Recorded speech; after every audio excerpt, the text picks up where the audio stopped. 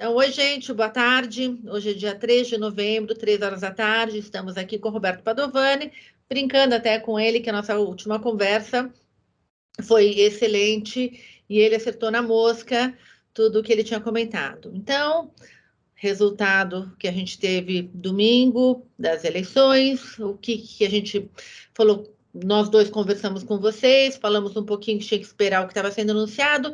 Passados 3 dias, com problemas nas estradas, com alguns problemas de abastecimento, o que você consegue falar para as nossas mulheres, por favor? Bom, acho que a discussão agora é como vai ser o novo governo, né, como vai ser esse terceiro mandato do Lula. Eu acho que Maria Helena tem esse governo ele é marcado por 3 características, muito importantes. A primeira delas é que a gente está numa situação diferente, do ponto de vista internacional, do que o Lula enfrentou em 2003. Naquele momento, se vocês se lembram bem, a gente tinha tido o estouro da bolha de internet em 2000, a economia mundial mergulhou numa contração em 2001 e 2002, mas já em 2003, primeiro ano de mandato dele, a economia mundial tinha voltado a crescer acima da média histórica. Então a gente estava saindo de uma recessão ali atrás. Nesse momento, você tem uma situação em que a economia mundial está entrando numa recessão. Então, 2023, provavelmente a gente vai ter um crescimento global abaixo da média histórica. Isso é importante pelo seguinte: a gente vai ter um ambiente global em que os investidores vão estar muito pouco dispostos a correr riscos e, portanto, eles tendem a punir má gestão econômica. Esse é um contexto importante porque é uma restrição às escolhas de política econômica do próximo governo. Você não pode simplesmente, por exemplo, aumentar gastos indiscriminadamente, porque isso vai aumentar a nossa dívida. A nossa dívida já é elevada, já é muito cara, num contexto global de aversão a risco. Então, eu acho que isso é um reforço para a tese de que a próxima gestão tende a ser responsável. A segunda característica do próximo governo é que o capital político do governo é um capital limitado. A eleição foi muito disputada, isso obrigou o governo a caminhar para o centro. Então, a agenda de governo está sendo discutida, não é uma agenda de um partido, mas é a agenda daquele arco político que foi construído para a eleição do novo presidente. E aí eu acho que os protestos, Maria Helena, são um sintoma. Os protestos são realmente importantes, e mostram um país dividido. Então o ambiente não é um ambiente em que alguns atores políticos dominam o cenário, é um país dividido, com equilíbrio de forças, e isso vai fazer com que o próximo governo tenha que negociar a sua agenda, tá? E o terceiro e último ponto, além da questão externa, além desse equilíbrio de forças, é o fato de a gente ter um Congresso que saiu do primeiro turno com um perfil muito mais de centro-direita. Ele não é um congresso ideologicamente alinhado com o presidente Lula. Isso é uma terceira restrição. Então, o resumo da história, Maria Helena, é que passada a eleição, a gente hoje tem um governo cheio de restrições. Isso tem um lado bom e um lado ruim, né? O lado ruim é que vai ser muito mais difícil negociar reformas, negociar avanços, eh, vai ser um ambiente, bem mais complexo. O lado bom é que também você não vai ter o poder de desfazer reformas, de adotar políticas populistas. Então, parece que o início de mandato do governo Lula, esse terceiro mandato dele, vai ser, com uma gestão econômica mais ou menos conhecida. Eu não vejo grandes alterações, em relação à gestão do Paulo Guedes, ainda que sejam governos ideologicamente distintos. Mas devido às restrições, a gente tende a ter um governo mais parecido em seu início. Então, de uma maneira geral, por conta do cenário global, de tudo que a gente está vendo, até na composição de todo o governo, porque a gente não está na metade, ele ainda está montando o que vai ser. Esta composição tende a ser mais prudente? Ela tende a ser mais amigável ao mercado, tá? É um governo que não tem espaço para tomar muitos riscos, não tem espaço porque o mundo não vai ajudar, porque a nossa dívida é muito alta, porque o país está politicamente dividido. Então vai ser um governo que vai ser obrigado a sentar e negociar. Isso é boa notícia e isso permite ao mercado antecipar o que pode ser esse cenário do próximo governo. Padovani, você vê uma janela de lua de mel, considerando aí eventualmente os primeiros meses que a gente possa ter, como já alguns governos internacionais declarando que vão reabrir linhas de crédito voltadas principalmente à parte de ESG, né, da gente ter, de repente, um trato um pouco mais internacionalizado de toda essa área de Amazônia, e mesmo um pouco mais de integração com o mundo. Pode ser que a gente tenha você vê a possibilidade da gente ter uma janela aí em que, de repente, o Brasil possa ser considerado de novo mais amigável e receber, mesmo que seja pontualmente, mais investimentos? Bom, ótima pergunta. São várias respostas. A primeira delas é que, tradicionalmente, todo governo tem uma lua de mel em seu início, né? São mais ou menos 3 meses em que a população se anima, temos um novo governo, né, superando as dificuldades antigas. Então, é natural que haja esse otimismo maior.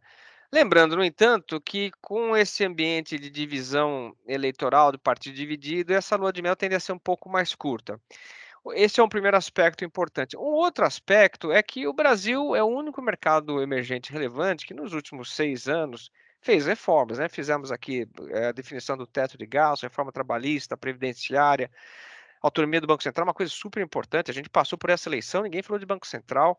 Temos marcos regulatórios importantes que foram feitos, saneamento principalmente. Então, você tem um contexto de um país muito mais estável economicamente, e eu acho que a grande lição que ficou dessa eleição é que houve uma maturidade aqui no país, né? Você vê que ainda que tenha sido uma eleição muito apaixonante, né, com as pessoas envolvidas emocionalmente na história, você vê que os mercados financeiros tiveram um comportamento absolutamente tranquilo, o mundo dos negócios não fez grandes movimentos em relação ao tema, porque justamente o mercado mais ou menos antecipou o resultado das eleições e também sabe o que esse próximo governo vai fazer, ainda que a gente esteja na montagem desse governo. A gente sabe quais são os incentivos que esse novo governo vai ter que respeitar. Portanto, não há muitas surpresas. Esse ambiente de estabilidade econômica e política, ele é importante porque ele permite atrair capitais para o Brasil, mesmo no contexto global difícil. Então, eu diria para você o seguinte: a visão que eu tenho hoje é que teremos um ano globalmente muito difícil, com muita turbulência, mas nós aqui no Brasil temos condições de atravessar relativamente bem isso. Isso não significa que a gente vai ter fluxos vindo para cá, assim, um ambiente de liquidez abundante, mas significa que a gente talvez consiga amortecer esse choque externo negativo. Então, eu estou relativamente confiante porque o Brasil fez muito nos últimos anos e essas eleições mostraram que somos estáveis politicamente. Isso é importante no momento de turbulência global.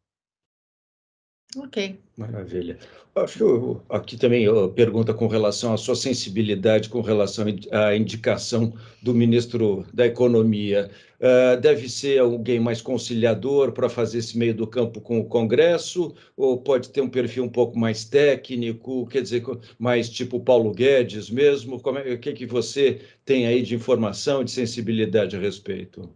Olha, o próprio presidente Lula, presidente eleito Lula, está dizendo já que terá que ser um perfil político, porque não é um cargo técnico, é um cargo para se negociar. E terá que ser um perfil político, mas não alinhado a um só partido, ao PT. Ele vai ter que ser um perfil que, de alguma forma, reflita todas as alianças que foram feitas durante a eleição. Não sobram muitos nomes, né? Um nome cotado, obviamente, é do ministro Meirelles, mas terá que ser um nome que seja próximo ao presidente, de confiança ao presidente, e que, ao mesmo tempo, seja simbólico do ponto de vista de uma agenda econômica, né? Por que isso? É importante que ele seja uma pessoa aceita e reconhecida como responsável na gestão econômica, porque nós teremos, assim, não há como negar, uma expansão fiscal no início de mandato, reajuste de salários, investimentos de governo, programas sociais, isso está dado. Portanto, a gente vai ter um aumento permanente de despesa, mas será preciso sinalizar que esse aumento não será o padrão nos próximos anos. Você vai ter que ter muita credibilidade e, portanto, você vai ter que ter um ministro que empreste essa credibilidade enquanto você discute regras fiscais. Então, está muito claro o perfil. Tem que ser político e tem que ser alguém próximo ao presidente e que seja símbolo de responsabilidade econômica perante ao mundo dos negócios. Pouca gente que resta aí, mas vamos aguardar. Então, tá bom. Maravilha. Bom, então, de uma maneira geral, como da outra vez, você está trazendo um pouco de tranquilidade para a gente. Acho que não tem grandes preocupações em termos de mercado daquilo que a gente faz. A gente volta a dizer que tem, sei lá, uma bolsa por um bom preço, a gente tem taxa de juros alta, então ninguém precisa fazer muita coisa radical em relação às carteiras, dá para a gente sentar e esperar as notícias em relação ao próximo governo. É isso? É isso, Maria. E lembrando, assim, a gente está num momento global muito complicado, de muita instabilidade. Eu vejo incentivos para que esse governo seja responsável, mas isso não implica dizer que não haja muito ruído. O ambiente vai ser ruidoso, os protestos estão aí para mostrar isso. Portanto, a gente tem que ter na bolsa e na moeda, pensar sempre com a cabeça de volatilidade. Eu acho que a grande história dos próximos meses é taxa de juros e renda fixa, porque a nossa taxa está realmente muito alta, mas temos um Banco Central independente, a inflação no Brasil já começou a ceder, portanto, eu acho que é uma boa aplicação de baixo risco. Maravilha. Maravilha. E se der para combinar com os russos, fica melhor ainda, né? O adversário é sempre um detalhe importante, né? Então tá bom. Então, mais uma Obrigado, vez, para Mariana. agradecer seu tempo, preciosíssimo essa ajuda que você nos dá. E até a próxima. Quando a gente tiver mais notícias, vamos te cutucar de novo, tá bom? Não, acho bom. Para mim é uma alegria estar com vocês aí. Tá bom, então. Gratíssimo. Obrigadão. Um beijo. Abraço. Tchau, tchau. Valeu, gente. Tchau, tchau.